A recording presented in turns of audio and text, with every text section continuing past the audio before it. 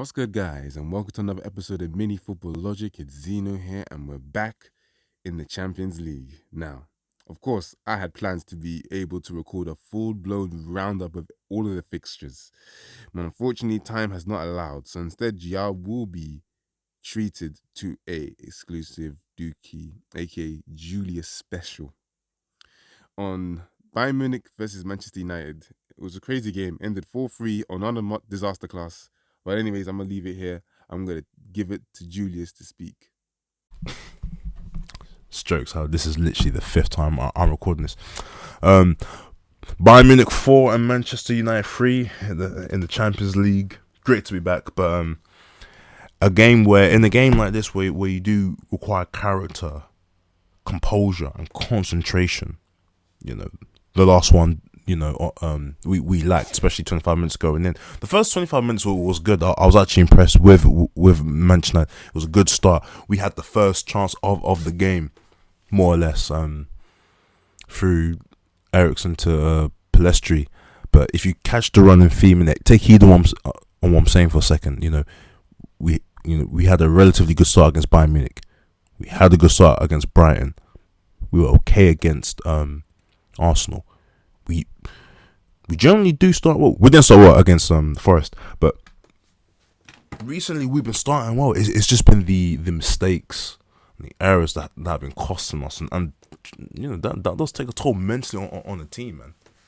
But to which I'm alluding to the mistake by Onana led to the first goal. Sane and Kane were linking up well, by the way. And then Sane scuffed it. It was just a weak shot, and it went under Onana. That goal, if you remember, is literally similar to the hair mistake of last season, against West Ham, where I think Benrahma took the shot and then it went under the Dea's arms. But again, like that, and then afterwards, Bayern Munich got into the groove. The second goal, obviously, I don't blame the players as much. I blame it's more Bayern Munich's quality. Gnabry shot pissed me off that Onana didn't make an effort, but another mistake by Onana. It's just not looking good for this guy. But I'll get to him later. And then remember what I said at the start about character, composure, having that steel. That very much became the point in the second half. We did regain that. Haaland got the goals. I didn't see. I was busy raging, but he scored, and then VAR done us dirty. Don't get it twisted. In the black and white world, that's a penalty. But if you saw it, bloody hell. At this point, we might as well just cut Ericsson's arms off, because I know for a fact in the Prem that's not given. It's just too harsh. But a harsh penalty given, it is what it is. And then Kane scored, because I know some of you lot were waiting for that. Okay, now. Alright, anyway. And then from there, that's when Bayern Munich got sloppy, because they allowed us to score 2 goals in the second half. Sorry, at the end of the second half, and then the game kind of much ended there. Forgive me for kind of breezing through it, but I'm not that frustrated about this result. Mistakes cost us, really and truly, because Bayern Munich were not at their best. They were good enough and at times like class us, but they weren't at their best. That wasn't a 4-3 Bayern Munich steamrolling, That was a 4-3 good performance from Bayern Munich, Onana helped us out a couple of goals, so from Bayern Munich's perspective, that they're happy. Musiala was nice, I can't lie. He was good, very impressed by him. But where do we go from there? I mean, look, we lost, there's nothing to take from it, but the performance was good. A better performance than Brighton.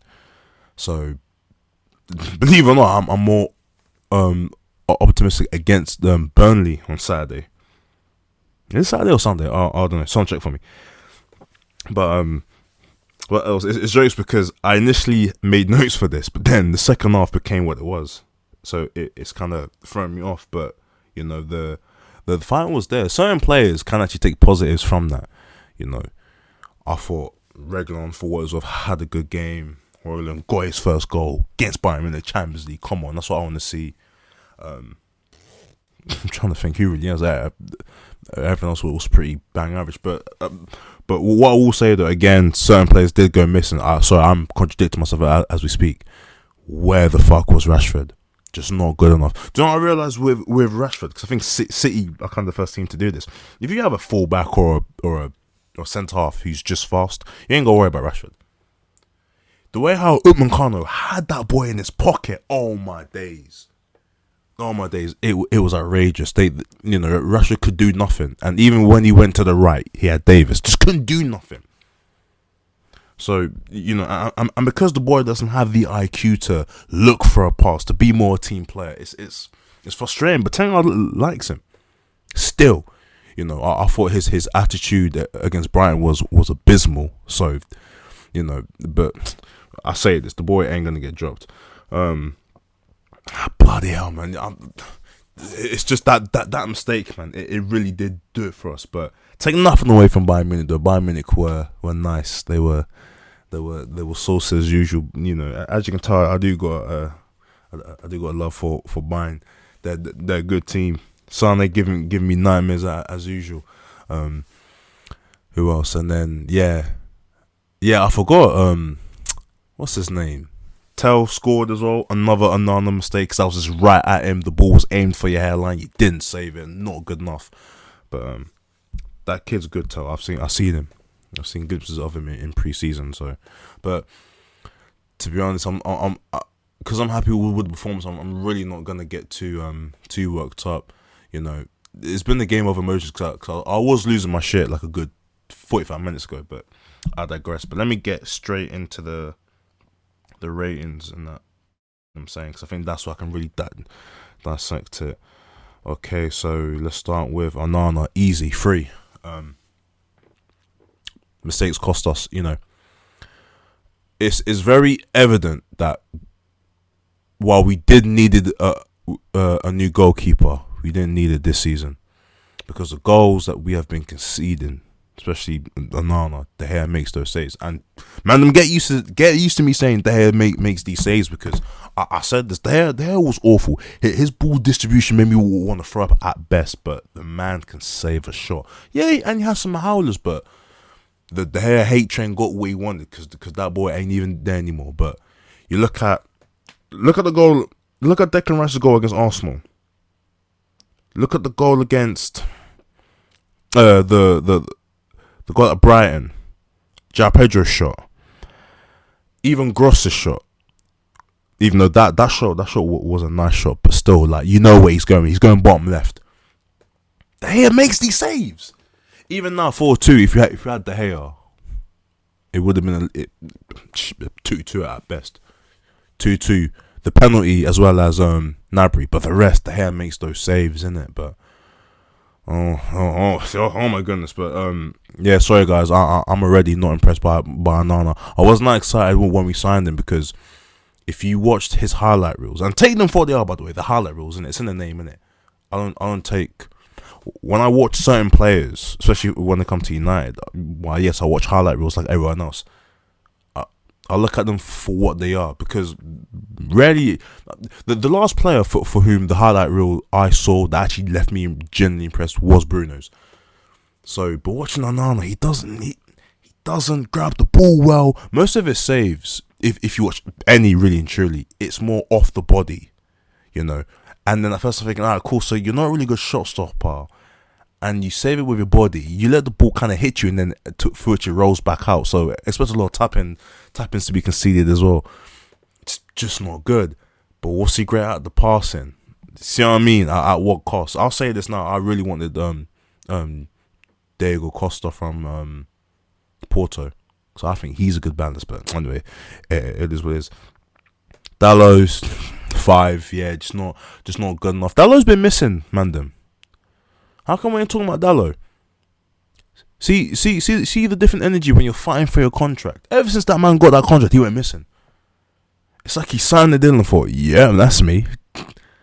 No, I mean, Pussy scored in pre-season, and that's it. I've not seen this man, so I'm concerned about Dallow. The centre back pairing of Lindelof and Martinez. I mean, collectively, they can share this, but give him a 6. There was nothing for them to do, really and truly. No. Martinez 6, Lindelof 5, because Lindelof was getting on my nerves. he struggles to bring the ball out from defense. I saw it. He took way too many touches on the ball. Couldn't get the ball into the middle. Couldn't get the ball out quick enough. weren't good enough. So he's a 5. Martinez a 6. Just all right. Again, I can't really go hard on the centre halves really and truly. Because watching it weren't really them to blame. Even the link up for the first goal, because Bayern just did it so well. I can't really fault them. Reguilón, same 6. Again, for what I saw, decent. He's decent going forward. He does pick out the pass. Defensively, maybe different story, but I'll give him a 6. Nothing special. Let me see. What was the 3? Ericsson. I give him a 6 as well. Again, the decent score. He did what he did. He linked up. Again, it's just the midfield overran, but before a game like that, it was very much about hitting Bayern on the break and then doing the most with the moments in play. So I'll give Ericsson a 6. It is what it is. Casemiro is 6.5 to his high standards. I mean, he got the goal. The goal was kind of booky, to be fair, but again, I feel like he got better but in the second half, but the damage was already done. Bruno, same as all 6. I'm saying if Bruno wasn't Bruno and the captain, I probably would give him a 7. Am I messed up for that?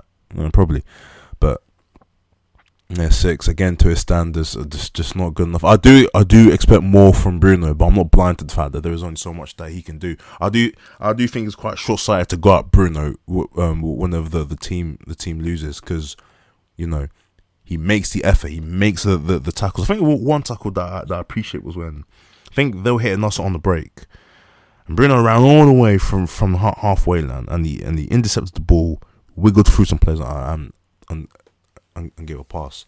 So Bruno, that's appreciated. He gets that love from me. I'm saying. Who else? Rashford, 5, just not good enough. Again, nullified.